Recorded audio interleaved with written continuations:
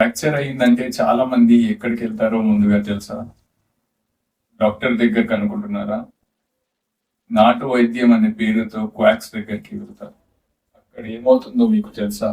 Sedition లేకుండా బలవంతంగా లాగడం, మెలిపెట్టడం, పిరిచేయడం, అది చికిత్స కాదు, జీవితానికి శిక్ష.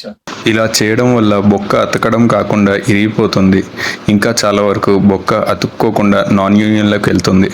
లేదంటే అతుక్కున్న ఎముక వంకరగా అతుక్కుంటుంది. దానివల్ల ఎముక ఆకారం మారిపోతుంది. కండరాలు దెబ్బతినడం వల్ల మూమెంట్స్ పూర్తిగా రెస్ట్రిక్ట్ అయిపోతాయి. జాయింట్ గట్టిపడి కదలవుతుంది. నరాలు దెబ్బతింటాయి. దీనివల్ల అండ్ నర్వ్ పాలసీ అవుతుంది. ప్రసరణ ఆగిపోతుంది. దానివల్ల గ్యాంగ్రీన్ అంటే చెయ్యి మొత్తం నల్లపడిపోవడం అవుతుంది. చెయ్యో కాలో నల్లపడిపోవడం వల్ల యాంపిటేషన్ వరకు అంటే చెయ్యో కాలో కట్ చేయడం వరకు వెళ్తుంది. I'm doctor Ansar, orthopaedic surgeon. దయచేసి గుర్తుంచుకోండి, ఫ్రాక్చర్ ఉంటే ఆర్థోపెడిషన్ దగ్గరికి వెళ్ళండి. మీ ఆరోగ్యం, మీ కుటుంబ భవిష్యత్తు ఈ చేతిలో